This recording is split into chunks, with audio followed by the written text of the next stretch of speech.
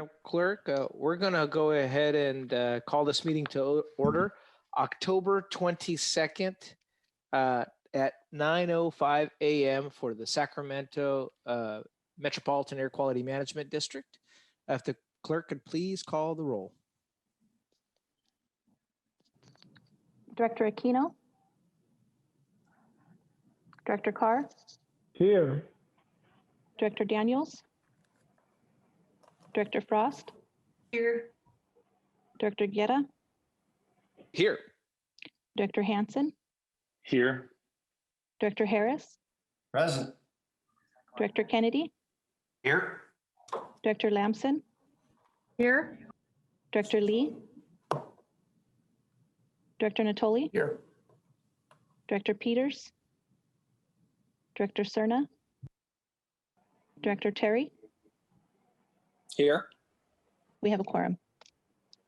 Thank you very much, Madam Clerk. If everyone could please rise and join me in the Pledge of Allegiance. And I'm going to see Supervisor Natoli's flag there.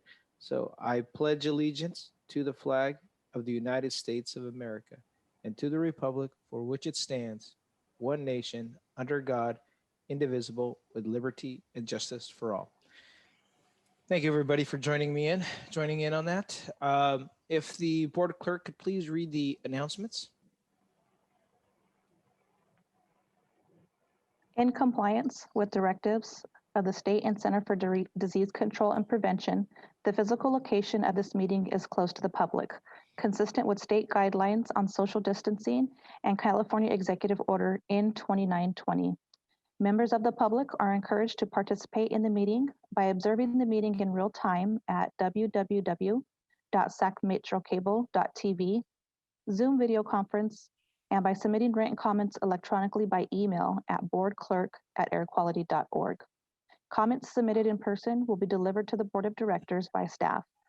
Public comments regarding matters under the jurisdiction of the Board of Directors will be acknowledged by the chairperson and accepted until the adjournment of the meeting, distributed to the Board of Directors and included in the record.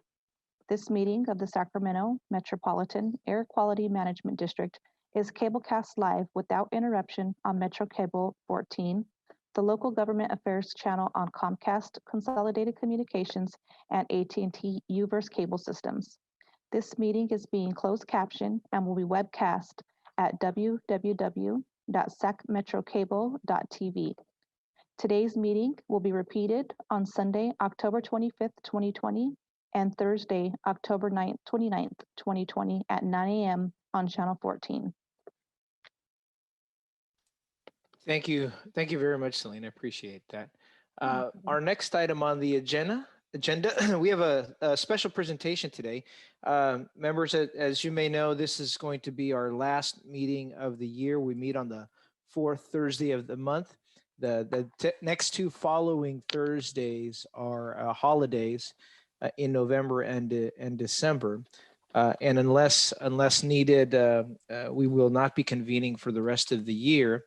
So we're going to take this opportunity today to recognize three of our outgoing board members, and the staff have prepared something a little to share with everybody. We wish we could do this in person, and I remember the opportunities we've had to applaud and recognize folks. So I'm going to turn this over quickly to our Air Pollution Control Officer, and then we'll go from there. Thank you, Mr. Chair, and hello on board. It's good to see you all. As the chair just mentioned, we made it to the last meeting of 2020. We're not anticipating having to reconvene you for anything urgent. So we did want to make an opportunity, make sure that we don't miss the chance to acknowledge our three outgoing board members. And we don't have anything big, but is coming from the heart. If the clerk could somehow hold the plaques, okay? I hope you can see those. For Larry Carr,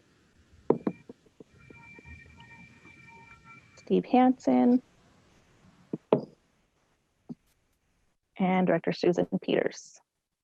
So as you can see, the clerk is in chambers. We will be delivering these to you after this presentation. But again, we just wanted to take a moment, and I will invite in a moment any board member who would like to share some thoughts and reflections about our 3 directors that are outgoing. But personally, and on behalf of the staff, obviously, we want to say thank you for everything that you have done for not only the agency, but more importantly, for air quality in the region and the people who breathe the air in the Sacramento Area District jurisdiction. So with that, back to you, Mr. Chair. Well, thank you, Dr. Ayala. I do want to thank our outgoing board members. I mean, we unfortunately can't do justice for the services they've provided. I know Susan Peters has been a leader county-wide to making sure that we look at how do we have a balanced transportation approach. I know there was many efforts to try to look at that through our different tax measures, whether it was Measure B or Measure A, to try to find a solution there. And all of that plays into, our air quality efforts. I do want to thank board member Larry Carr, his steadfast advocacy for the communities in the South area that have been impacted by freeways, and the also just historical lack of investment in tree canopy, and some of the challenges that they've faced have led to the state recognizing the entire state recognizing 1 of 10 in the entire state, AB 617, as a designated area to make improvements. So thank you, Larry, for your commitment, not only there, but as a SMUD board member. You have been a champion for air quality even before you got on the board here. And then finally, my dear friend, Steve Hansen, who we've known each other since we were part of the postgraduate program of the Fellows Program. Thank you for your service. You've been a tremendous advocate for looking at alternative modes of transportation, active transportation, really pushing the needle about how we can better work as an air district with our county health partners. And during the first campfires, you led the charge to create a state measure that now has every air district has a better coordination with their county health officer, so that there's a faster response to what citizens need to know about their air. So I do want to thank all those board members, and if there are other members of the board who wish to comment, this is an opportunity to do so. But appreciate all your work that you've done for the air district. Yeah, Eric, if I could, I'll start with Larry. Larry, yeah, you have been a dogged supporter of your district, whether that's at the city council or here, to make sure that they're getting the resources. I remember you having to leave early to go with Alberta over to a CARB meeting to advocate for additional testing facilities within your district. And it's been great to work with you and to have known you for long before I was an elected official, and to learn about policy governance and a lot of other things that you really championed at SMUD and in your work at the city. And Steve, you were the guy that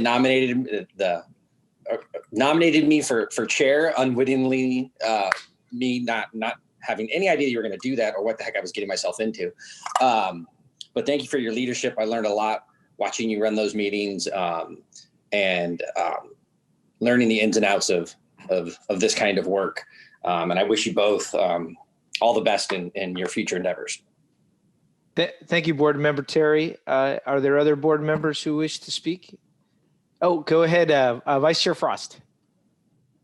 I just want to say that to every single one of you, I'm sorry to see you go. I've appreciated your contributions on all the boards that we've served on together. And I wish all of you the best in whatever you do. I'm sorry to see you go. So thanks for all the hard work and good friendship and all that you've done for the public, for all of us. Well, thank you very much, Vice Chair Frost. And it's come to our attention from our good Supervisor Natoli, who knows everything that's happening in the South area, in the South County, that also Director Lamson, our mayor from Galt, it's going to be her last meeting as well. So thank you, Paige, you came in right off the bat. We had a big learning curve and you jumped right in. So I want to thank you too, and we'll make sure we have a recognition for you. And Don, I'm not sure if you have any comments. I know you represent that area and know it very deeply. Well, just very briefly, Mr. Chair, I want to thank you all four of my colleagues on this board, and we had a chance to say our thanks as we go through this, probably on a number of other boards throughout the remainder of the year. But I know that all of you bring a tremendous dedication to serving both the body that you're elected to, but also serving the people of the broader community, certainly the Air District, and hoping to make for a safer, healthier community. So thanks to Larry, to Steve, to Paige, and to Susan, all four of you. It's been a real pleasure to work with all of you. Thanks. Other comments from the board? If not, I'd welcome any comments from our outgoing board members if they wish to make any comments about their time here. We'll take complaints and gripes too, since you're on your way out.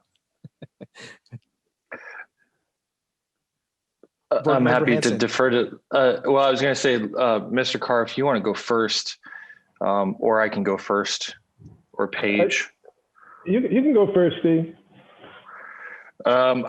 First, to Larry, Paige, and Susan, it's been a pleasure to serve on this board with all of you.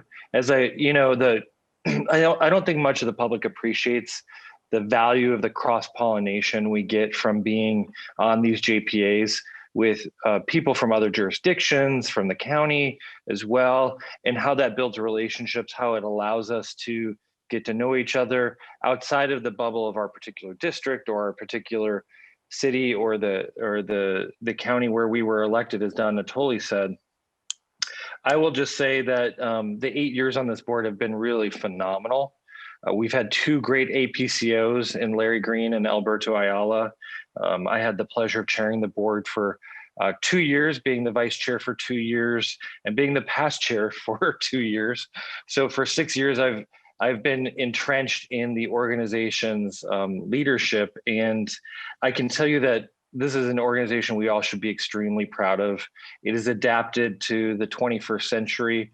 We led a project in the recent past, thanks to Jamil, to revamp all of our systems and to really turn us from a paper-based organization into a cloud-based order to work remotely, work collaboratively, and serve the best interests of the. We look at these mobile and stationary sources so that we can improve the general public health. And I think it's also important for us to realize that under the leadership of Larry and now Alberto, we've been able to dedicate significant resources specifically in disadvantaged communities to provide, whether it's our community car share at some of our public housing sites, or the really impressive launch of school bus electrification, which happened at Twin Rivers Unified, Elk Grove, and Sac City. And, it's not lost on me that Twin Rivers Unified is one of our most disadvantaged school districts in the region. And it, because of the work of this district, has one of the largest fleets of electric buses, school buses. That really is going to improve the health of the community, but it demonstrates the ability of our district to support places that don't always get the support and resources the district, through its partnerships with SACOG and the other entities in our region, Feather River, Yolo, Solano districts, has continued to be, not just in our region, but across the state, a preeminent place that people look to for leadership on public health and air quality. And so, Chair Guerra, thank you for your kind words. Alberto, I think one of the best things this board ever did, and I take some credit for it because I was immediate past chair, but the recruitment of you, certainly Supervisor Cerna may have twisted your arm into applying, but you've been wonderful for the organization, and you and the entire staff are just, it's great to be on this team, and I'll look forward to being supportive in my next chapter. Thank you, Board Member Hanson. Board Member Carr. Yes, is anyone else having audio problems? Or Steve been drinking, or what's going on here? I think he's got some bandwidth issues over there. Yeah, I was going to say, I can hear everyone else clearly, so I think it may just be his connection a little bit. Oh, I'm sorry, guys. Was that okay. broken up? It's going to Yeah, be well- a CRA. It was good, man. It was a good way to go out, you know. We can understand most of it, Steve. It was like watching Nancy Pelosi. in Yeah, slow motion. I'm Your next project You should be know- on better Wi-Fi for the district. well, I'm actually not on Wi-Fi, which is the problem. Ah. You let me go on that long and you couldn't hear me? Oh, that was funny. Oh, we could hear you. Yeah. It was in and out. Every few lines were kind of slurred. All But right. we- Well, is that better now? We got the gist of it. All right.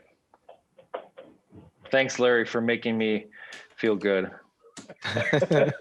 No, we could hear you. It's just it was interesting. It was trying to catch up. Yeah. Well, Steve has been a stalwart on all of these boards. It's amazing how hard this man works and how prepared he is, both at council meeting and at every single JPA that I am with Steve. He and Jeff have been just remarkable in their preparation. You know, when I got on the board, on the city council, I really didn't appreciate the amount of time that we would be spending at the JPAs and working with the other agencies. I'm getting a lot of feedback. Could folks please mute their? Thank you. I think you're really, good. yeah, I really didn't appreciate the amount of time that we would be spending together with the county supervisors as well as the council members from the surrounding cities. So I really echo Steve's comment about the cross-pollination. It's been both a surprise and a pleasure to get to know our counterparts in the other government agencies. I just want to thank too Alberto for really pushing the service to the underserved communities and getting the ride shares out to Meadowview and other districts that have been underserved. And I appreciate the focus of not just me and Eric and some of the other members, but everyone on the board, everyone on this board, everyone on all the boards recognizes that we have underserved areas and they're going to pick up the mantle and keep it going forward. So it's been a pleasure working with you all. And I plan to leave the area. I'm moving to Napa. And so you won't be seeing me very much. The only way to really get a hold of me after December the 8th at 6:30, if you really need to get a hold of me, you're going to have to stop sending me the retirement checks. I might show up. Thanks, Chair. No, thank you, Larry. You were my SMUD board member, and I appreciate not only keeping the rates low, but making sure that we made some progress movement. And it's been a pleasure being your colleague, not on the council, but also here on the Air District. Thank you, Board Member Lampson. Well, hello there. I haven't been on very long, just a couple of years. It was a huge learning curve. I enjoyed bringing everything back to council and educating on that. I'm still waiting for my electric bus. Do we have it here at the Galt High School District yet? I was trying to get the photo op before I was off the board. Anyway, because I keep talking to the guy in charge because I'm actually long-term in culinary here. And so the man who's in charge of the transportation also had to come help me when my power went out and my freezer went down. So I'm like, where's my bus? I want a picture. So I just appreciate everything we do. I wish I could have gotten on a few more trips and gone to a few more things. But I will keep fighting. We're trying to get some roundabouts here in town that people are fighting tooth and nail, the negative minority, trying to educate them on how to be better. And sorry, that's my class taking a final right now. So you can hear him talking. Anyway, but thank you guys so much for your patience with me. And especially Dawn, thank you for kind of helping to explain things on the side when I was a little confused. So I'm gonna miss you guys. I don't think I'll cry like Mayor Cruz did when he left, but anyway, we will be keeping a watch over it and making sure that we are adhering to these standards. Well, thank you very much, Director Lamson, and yes, and then Mayor Cruz did. He put Galt on the map here before there, and thanks for picking up that and running with it as well. so quickly. Well, thank you, everyone. And I believe Board Member Peters is not on with us today. Is that correct, Madam Clerk? That is correct. She's not Okay. on yet. So we wish her the best and thank her for her service, and appreciate everyone again. Mr. Chair, one just last thing. Yes. Sorry to interrupt you. I want to thank Kathy Pitter too for all of her hard work. The public doesn't see all of her work because usually it's either in closed session or behind the scenes, but Kathy, you've been a phenomenal partner to the board during this time. Jaime, Amy, Mark, you guys help lead our critical programs, and I also am grateful to you for your efforts. Yes, I think our staff, particularly during this time, has really stepped up, and appreciate all the work and support they've provided, all our board members here. Well, thank you, everyone, very much. I think, I agree exactly with your comments, Larry and Steve. This is a unique opportunity where we get to work together as a region, and it just shows how much stronger we are as a region. With that, we'll go ahead and send you these small tokens of recognition, and well sanitized, of course, so we can maintain our COVID regulations here. And with that, we'll go on to our next item here, our Air Pollution Control Officer's report. Dr. Ayala. Thank you, Mr. Chair, and thank you, everybody. As the clerk is pulling up the slides, I want to give you all a heartfelt thanks for your support again and in your words right now. And Director Lamson, we're going to find you when we finally get the bus to Galt, and you'll get to take the picture for sure. So you are on.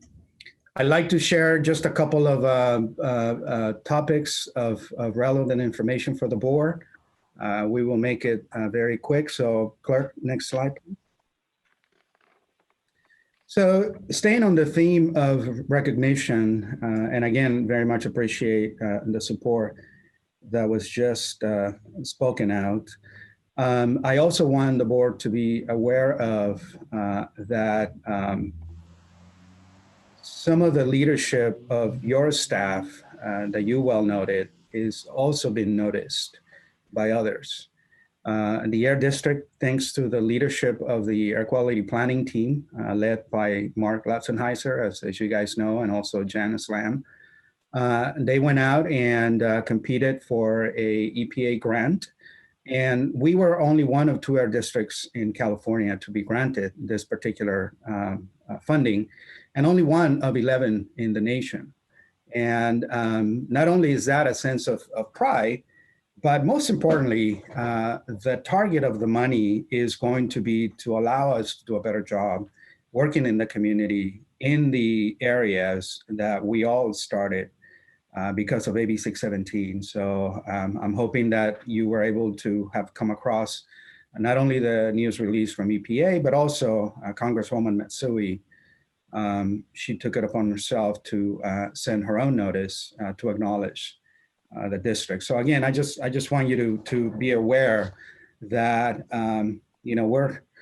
we're not leaving any rocks unturned. We're trying everywhere we can to see if we can bring the necessary resources to the community so that we can continue to push for clean air for everyone.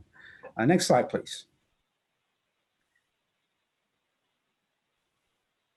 And speaking of AB 617, as you all know, this is going to be an ongoing state program.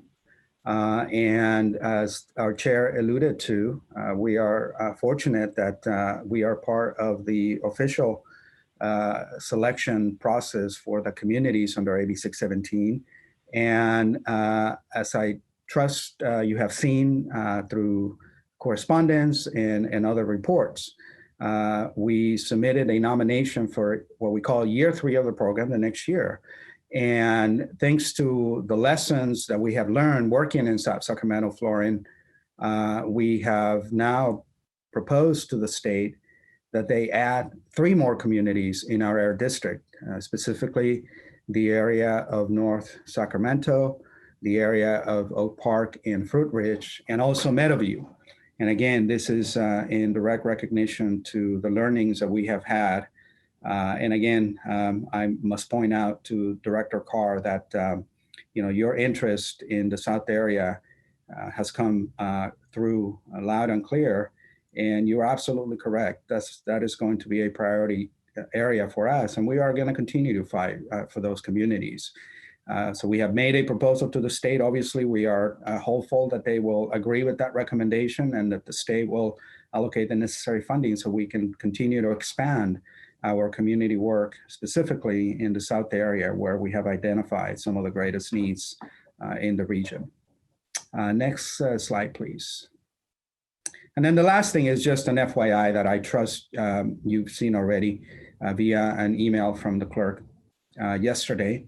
The state is asking us to make sure that we have direct community feedback in terms of some of the activities that we are planning and hoping to do under AB 617. And one of the ways to get that feedback directly from the community is to put out a survey like what we've done here. So this is just an FYI. To the extent that you can, please let your constituents know that their district is seeking this input, and yourselves, please, if you can take the time as a quick survey. Give us your perspective in terms of some of the things that we should be communicating to the state that are priorities for the Sacramento community.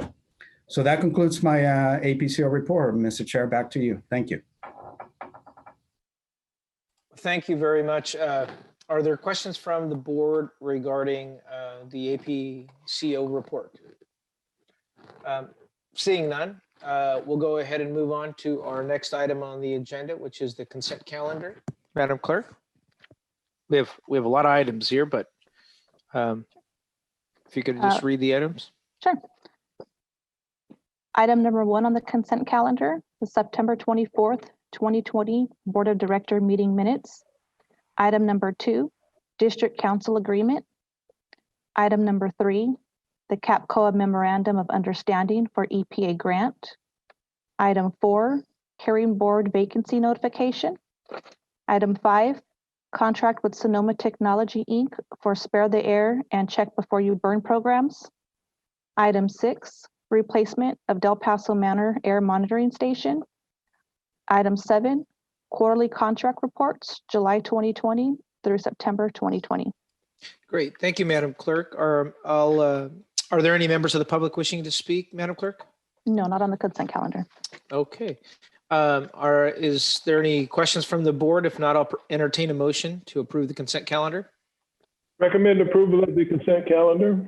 It's been moved by Board Member Carr, seconded by Board Member Terry. Any discussion from the board? Seeing none, Madam Clerk, if you could please call the roll. Director Aquino? Aye.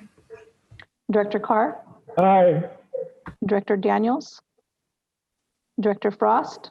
Aye. Director Guerra? Aye. Director Hansen? Aye. Director Harris? Aye. Director Kennedy? Aye. Director Lamson?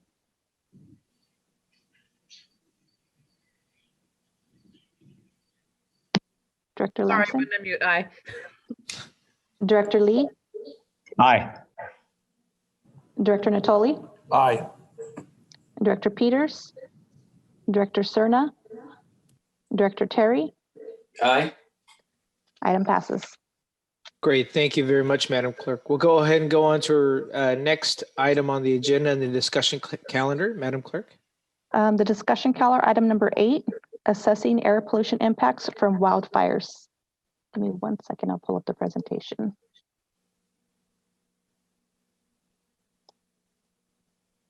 And I have Stephen DeAndrea on the phone to give a presentation. Good morning. Good morning. Good morning, Chair Guerra and board members. My name is Stephen D'Andrea. I am the district statistician in the Program Coordination Division. And today I would just like to give you a talk about assessing the air pollution impacts from wildfires, particularly in light of the most recent wildfire season here in California. Next slide, please. Forecasting air quality is a crucial process here at the district. It is vital for a number of reasons. On a long-term basis, forecasting air quality and the resultant changes in public behavior based on the forecast supports programs to achieve attainment. Stephen, if you could hold on just for 1 second. Yep. Board members, if I could ask if everyone could mute their mic, we've got a little bit of feedback. Thank you, Stephen. No problem. So an example of how the forecast support programs would be with our state implementation plans, or SIPs, where an approved SIP is required for transportation funding. Also, in the case of specific air pollution events, such as these wildfires, the district can work with CARB and EPA to exclude specific days from regulatory use. Forecasting air quality is also a critical step in providing the public with crucial and time-sensitive information needed to make healthy day-to-day choices. So programs such as our Check Before You Burn program, the Spare the Air, these utilize our daily air quality forecasting to provide the public with guidance necessary to help improve the air quality in our region. So as we've seen the past few years, forecasting during these wildfire events provides the most up-to-date information in order to protect the public health. Next slide, please. So 2020 truly has been a historic season for wildfires in California. So as you can see on the map, there have been numerous large wildfires which have ravaged the state and blanketed millions of residents with thick smoke. These fires have burned a total of over 4 million acres and counting just in California this season. These wildfires have made national news as well. So the chart that you see here is from a recent New York Times article. And this chart just shows the area burned by wildfires on the West Coast since 1950. And it clearly identifies the drastic increase in land burned over the last 2 decades. So as the climate has warmed, fire season in California has been expanding, and wildfires have gotten larger and more frequent in recent years. Next slide, please. So how do these fires so far in 2020, how do they compare with the recent Camp Fire that we had that we experienced in 2018? So here's a chart that you've seen a previous version of. I just updated this chart with some more recent data. It shows Sacramento's smokiest days by air quality index, or AQI, over the previous decade. The Camp Fire is indicated by the dark brown bars. The fires of 2020 are the lighter sort of tan colored bars, and all other days are indicated with gray bars. So all the days on this chart exceed 150 AQI, which is in the unhealthy range on the AQI scale as shown there. The Camp Fire still holds the 5 worst air quality days in Sacramento over the last decade, but the 2020 fires have caused nearly 20 unhealthy air quality days to residents of Sacramento, including September 11th, where the daily AQI nearly reached very unhealthy levels. Next slide, please. The majority of the fires this season were started by a lightning siege on August 17th, where nearly 12,000 dry lightning strikes started a number of large wildfires in Northern California. So shown here is a time series of the hourly fine particulate matter, or PM2.5 concentrations from 3 Sacramento County air monitoring stations. And I shaded AQI in the background for reference. It can be seen that even though the daily concentration on some of these days may not be that high, the dynamic nature of wildfires and the meteorology can at times spike these concentrations for short periods of time. So, and also, not to be lost in the noise, this chart clearly shows that compared to other short-term events, the impacts of these 2020 fires have really been affecting the health of Sacramento residents for over 2 months, and this is all during a global pandemic. Next slide, please. The last 2 slides really provide context of the importance of air quality forecasting, especially during wildfire events. The process the district takes to forecast daily air quality involves 2 general steps. So one is to assess the current conditions, and the second is to forecast upcoming conditions. So some of the tools that are used are items such as pollutant concentrations, satellite imagery, webcams, weather data, fire discussions, and modeled air quality forecasts. The concentration, satellite imagery, and webcams provide the information necessary to assess the current air quality conditions, whereas the weather data and fire discussions help to forecast upcoming conditions. The modeled air quality forecasts, they use all of these tools combined to estimate smoke impacts. However, even the models themselves are not without limitations and assumptions. So therefore, as a forecaster, each of these tools can be used together to provide a big picture of air quality throughout the region. So I've attached as an additional slide a list of helpful links to various sources of wildfire and air quality information if you'd like to take a look. Next slide, please. This slide shows some of the data used to assess the current conditions in our region. So clockwise from the top left, this is the EPA fire and smoke map showing smoke plumes, regulatory and low-cost sensor data, satellite-derived hotspots, and fire locations. And next, there's some actual images of smoke in the atmosphere. So the top right is a sample of some satellite imagery, and below that is a webcam image taken from the Alert Wildfire network of webcams. These two combined can give you an idea of whether smoke is elevated or near the ground. The bottom middle shows some National Weather Service real-time meteorological data, and bottom left is a sample of real-time PM2.5 or fine particulate matter concentration data from the Clarity low-cost sensors deployed in the district's AB 617 community. Next slide, please. This slide shows some of the data used to forecast the upcoming conditions. So clockwise from the left, this shows smoke modeling provided by the National Oceanic and Atmospheric Administration, or NOAA, where the reds and purples indicate the most surface smoke. Next is an example of some information posted by National Weather Service Sacramento indicating some upcoming weather conditions and pertinent local weather information. The top right is a sample output from one of a few different weather models that are available. And lastly is a sample of an air quality forecast provided on the Spare the Air website. When it comes to forecasting air quality, weather data is incredibly important to assess not only the transport of that wildfire smoke, but also to get an idea of the fire activity. So generally, hot, dry, and windy is bad for fire growth, but precipitation or even marine layers or fog can really slow them down and give those firefighters a chance to increase containment on the wildfires. Next slide, please. So moving forward, the next steps for the district, pardon me, are the continued use of low-cost sensors to supplement the district's current robust regulatory network of air quality sensors. These low-cost sensors, such as Purple Air Clarity that I've showed here, are designed to complement the regulatory monitors and can be useful in determining hyperlocal conditions and trends. The air quality conditions in our region continue to be fluid throughout this wildfire season, as I'm sure you are all aware of. I think I can speak for all of us and that we are eagerly anticipating the day that these fires are behind us. This generally means that either fire containment by our incredibly brave state, local, and federal firefighters, or a significant change in weather conditions which could extinguish the fires.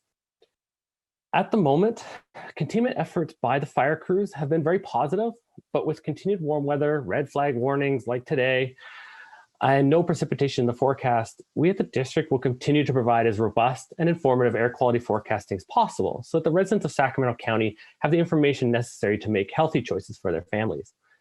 Coordinating this air quality information with local agencies and the public is obviously incredibly important. So I'd like to provide a related update on AB 661, the district's wildfire smoke and air pollution emergency plan. Next slide, please. In October of 2019, Assembly Bill 661 was passed. This bill requires the Sacramento Air District, in coordination with the Sacramento Public Health Officer, school districts, local emergency services, the California Air Resources Board, and other regional partners to develop a wildfire air quality emergency plan. In early 2020, we developed a work group and began the process of developing important elements for that plan. While COVID-19 has hindered our progress to some degree, we continue to work internally with our great partners, including Breathe California, who has worked to develop resources and tools that can help the public, school districts, and cities during wildfire smoke events like we've been experiencing the past few weeks. So some items that have been created include a flyer on what activities should be avoided during unhealthy air quality events. Next slide, please. We have school-specific tools that help our local administrators know first where to go to get air quality information and who to call if they have questions. And second, in the chart on the right, a guide to recommended actions that they may consider taking at different air quality levels. Next slide, please. So with that, I would just like to thank you for your attention and we'll welcome any questions. And while I answer any questions that anybody has, I will advance to the additional slide of helpful links like I previously mentioned.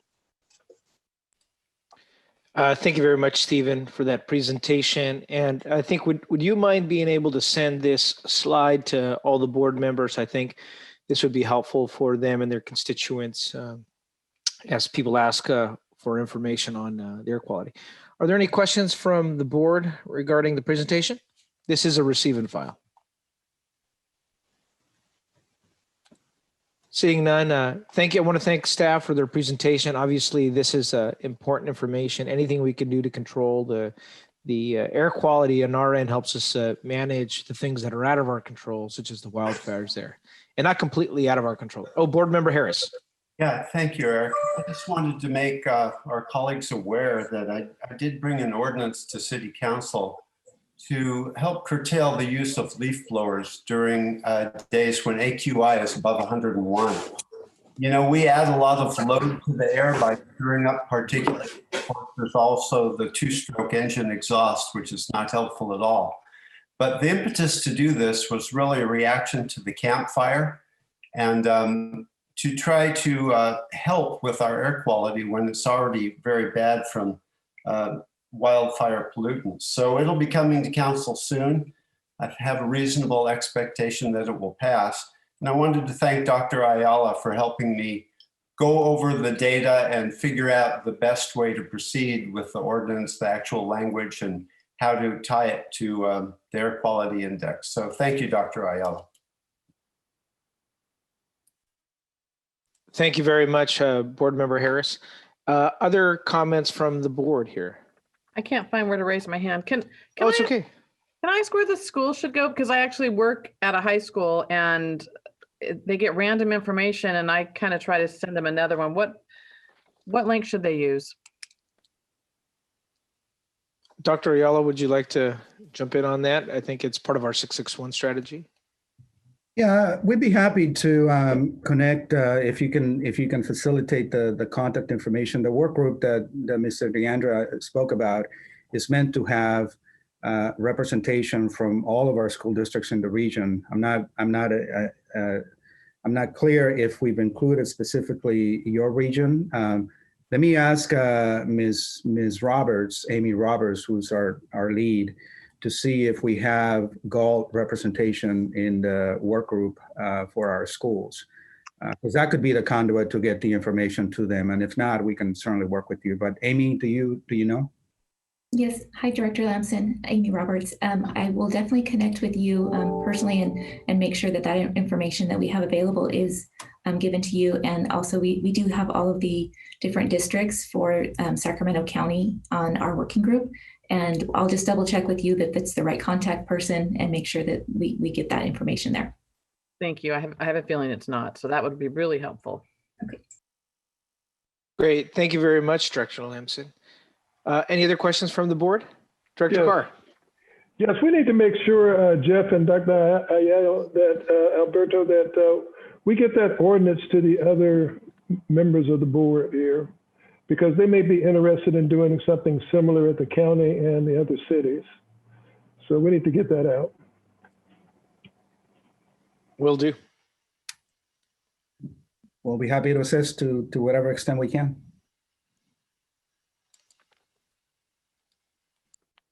Great. Thank you very much. Other comments from the board? Seeing none, thank you very much, staff, for that great participation. And we'll move on to our next discussion item. Madam Clerk? Item number 9 on the discussion calendar, fiscal year 2020 to 21 budget update. And I have Patty Kepner on the line to give a presentation. Good morning. Good morning. Got myself unmuted there. Good morning, Mr. Chair and board members. I am the controller at the district, and I will be giving an update on our 2021 budget. So next slide, please. At the, I know you'll recall at the May 2020 board meeting, we presented the proposed 2021 budget, fiscal year 2021 budget. And at that time, it was prepared before COVID-19. And in May, we anticipated there could be some impacts as a result of COVID. And we did have some scenarios we presented to the board that would be impact scenarios related to a recession, et cetera. We committed to monitoring district performance carefully and coming back to the board in October to update you on the potential for recommending a budget amendment. That's what I'll be covering today. And the bottom line on this is that we have seen stable financial results for the past 5 months, and we are not anticipating a mid-year budget amendment at this time. So these are the topics I'll be covering. Next slide, Selena. This slide It was presented before, I think it was in the July meeting, and it's basically, just to get you oriented on it, it shows our approved budget, and then the fiscal year 1920 actual, and then a variance or a change to budget. And this is for all funds. And when we presented the forecast, this is now the actual results that would include our year-end close adjustments. And I'm happy to report that our final results that are shown here are within 1% of the forecast we showed you. So we haven't had any significant changes in the results between the last couple months of the year as we close the books. We are doing our audit right now, and with our external auditors, and we don't expect any changes to this. But overall, we had a very solid financial year. These are our expenses that we're showing you on this slide. We had FTE positions that were carefully monitored, not filled. So we had favorability there in the general fund of about 2.2 million, and capital deferrals and other contracts and business meetings that were deferred or did not happen. Some of it related to COVID. And so overall, we had a very good year, like I said, and we'll be finalizing everything and publishing the CAPR. You'll see that in January. So next slide. These are some financial and key indicators that we have been tracking. And some of them are operational indicators that are more leading, and then the financials are more lagging indicators. Here, what you'll see is the key indicator, and then measurement primarily of the change from the period January through September 20 to January, September 2019, and then a description of the indicator. And when they're, the indicator, the actual middle column there is in red, that is an indication of something that we are, we're carefully watching that could be, a negative indicator. So the first one is the new air permits application. That is down 6%. And I do want to put each of these categories in perspective. Our budget in that particular category is about $600,000. We are seeing the impact there primarily related to COVID is what we're anticipating on that. Air permit cancellations, even though it says it's down, basically that's a good indication that we're not seeing as many cancellations. It's down 46% from the same period last year. So that is a positive. Commercial building renovations and demolitions relates primarily to our asbestos permits.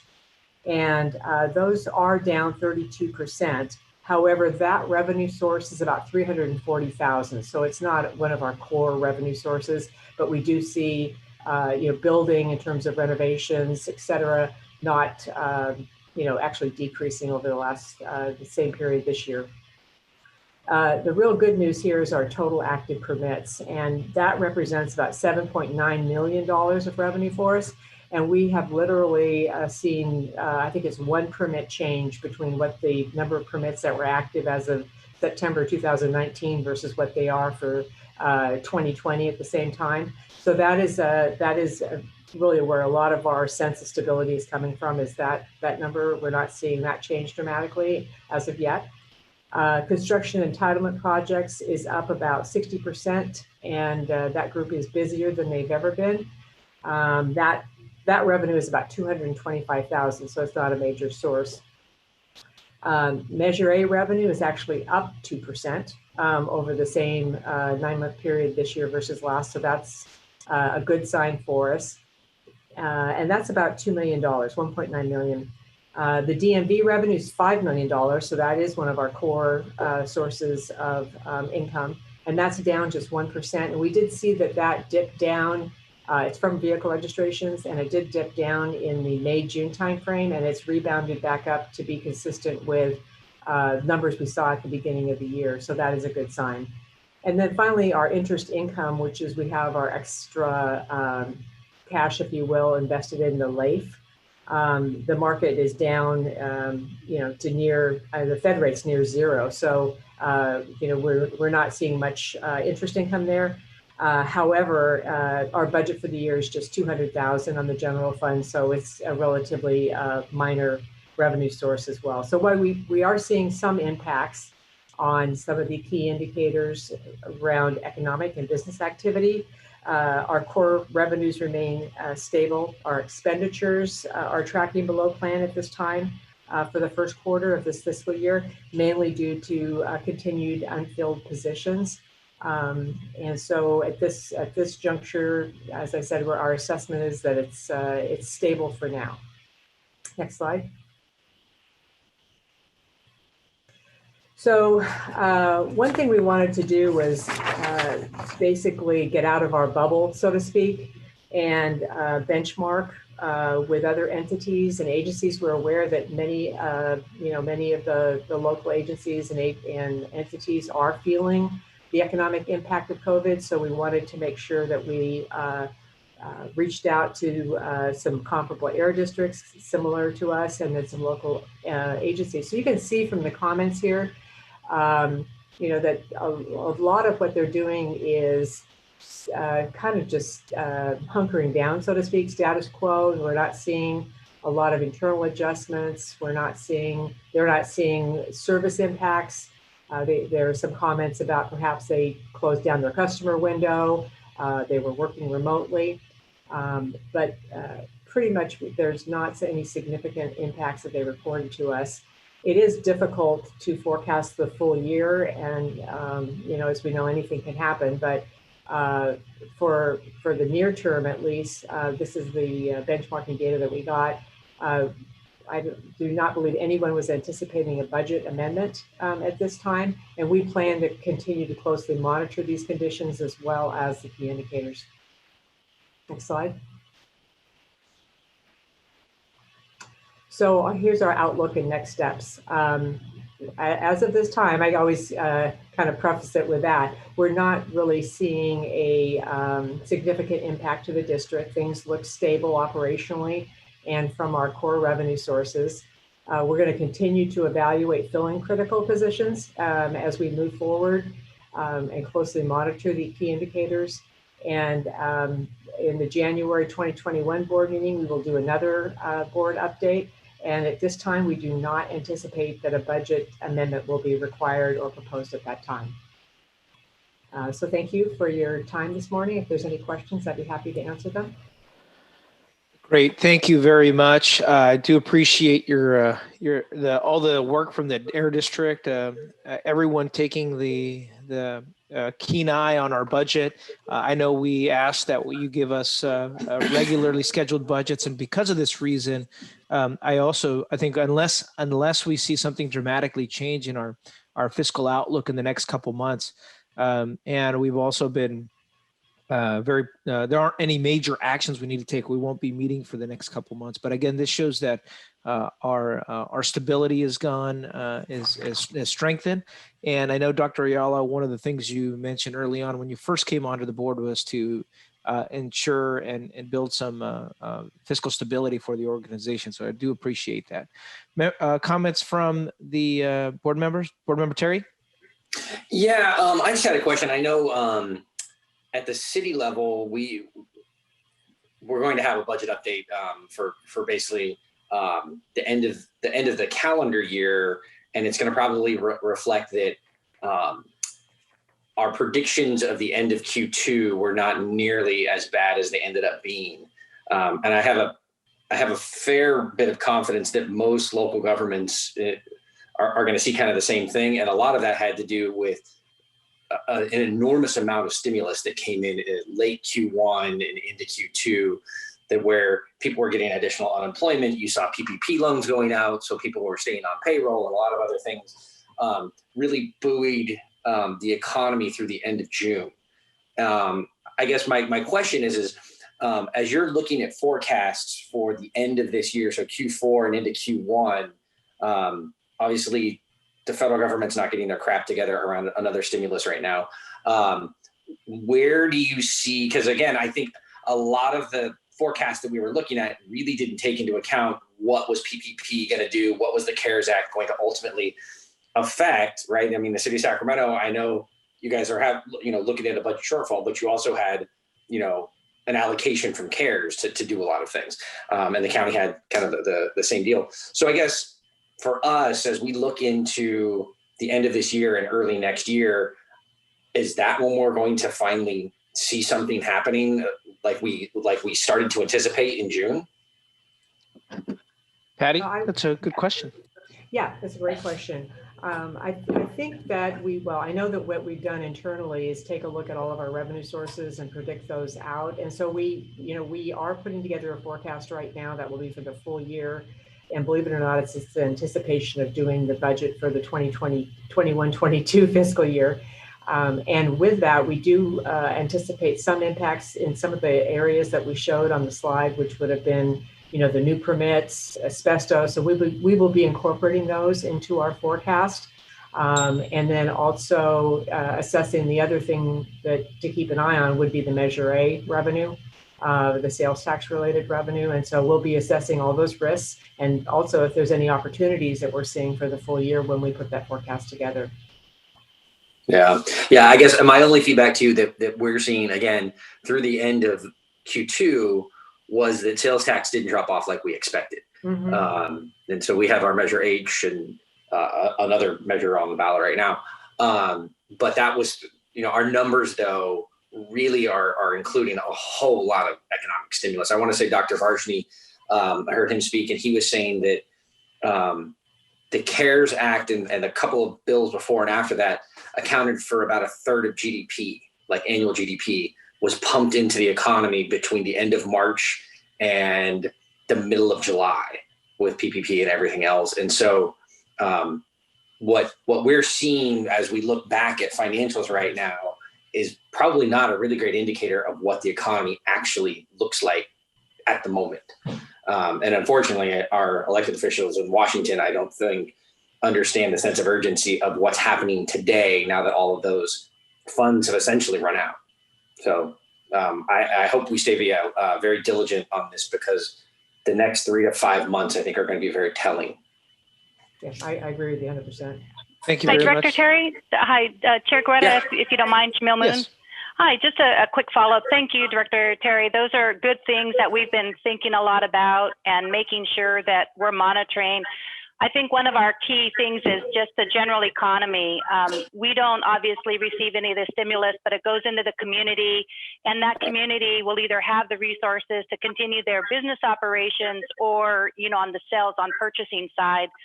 So we have, we know our revenue streams that, may be affected by that. We think DMV is probably going to be fairly stable because a lot of it is because people are remote working and they need cars. In fact, I think that's why it's saying stable. So we're kind of looking at all those economic indicators. So the key will be, do businesses shut their doors? If that starts to happen, we're definitely going to be impacted. And so we're watching that closely. The other one is if purchasing goes down significantly, we get just under $2 million a year with Measure A funding. So again, a major funding source. So if that declines 10, 20%, we're going to be monitoring that. So we know which revenues are affected, and obviously we'll be watching the economy closely from that perspective. So appreciate all your comments. Yeah, thank you. Yeah, and I would just say that, what we predicted to happen again through the end of June just didn't happen. It was maybe half of what we expected as far as a dip. But again, that's because the enormous amount of funding that came in Q2. So yeah, let's all just keep our eyes on it. Thank you. Thank you, Board Member Terry. I do appreciate that, and I think it's been helpful to get the regular updates on the permits. And as we see construction still occurring, we still have manufacturing permits going through. I think where we saw the dip was on the demolition permits, but it's a very much smaller component of the overall fees we collect. So I want to thank the staff. Are there any other questions from board members? If not, Madam Clerk, do we have any comments from the public who wish to speak? No, Chair, we do not. Great. Well, thank you very much, members of the board. That concludes our discussion calendar. And Madam Clerk, do we have any members of the public wishing to speak on items not on the agenda? No, we do not. Great, thank you. Any board member ideas, comments, or AB 1, 2, 3, 4 reports? Seeing none, I have one comment, for our APCO. In January, when we meet again, we will not be meeting unless there is a drastic change in our fiscal outlook that requires us to come back and look at any kind of adjustments. But there aren't any actions we need to take between now and the beginning of the year. In January, the governor will release his January governor's budget, and we'll also be hearing more of what the legislature is thinking over December when the caucuses reconvene and they start releasing some of their priorities for 2021. I mean, and so one of the items for January's budget will be a report from our lobbyists and our legislative teams on how that impacts us. Obviously, state and federal decisions directly impact us. So as we move for that January meeting, I'd like to request that Dr. Ayala, if you could come back with your team with some recommendations on how can we better increase our advocacy and community engagement. I think we, as an air district, can take advantage of the fact we're at the capital city to be able to continue some of the efforts, such as the flexibility in the regulations and helping us look at how we can better utilize our resources to both help the economy, but of course, primarily improve our air. And one idea that I think would be important is maybe having a subcommittee of this board to be part of this advocacy and community engagement. So if you could look at options of how can we better improve our efforts in that. I know we do hire somebody, but I think that we have an untapped opportunity. The fact that we're all here around our state agencies and regulators. Absolutely, Mr. Chair. We very much welcome the opportunity to come back and present some ideas to the board. I think it's very appropriate and very timely to have such consideration. The next meeting we have, we will give you a rundown by way of our legislative advocate in terms of the state priorities, the state budget. But I think the key for the agency is going to be to consider, as you said, how do we retain what we are currently building and have achieved by having significant engagement from the board, and specifically from folks like you who have been in the trenches and walking the halls when we could, and having ongoing discussions targeting some of these key programs that we are trying to bring to the community. So we very much welcome the chance and look forward to having that conversation with the board. Great, thank you. And I know there's already preliminary conversations about climate or environmental justice or climate justice, and but I want to make sure we also bring into that, how do we look at the jobs factor? How can we strengthen our position in those opportunities? With that, if there are no other comments from the board, then seeing none, we are adjourned at 10:07 a.m. today. Thank you, everybody, for a great Thursday morning. Thanks, everyone. Everybody. Thank you. Goodbye.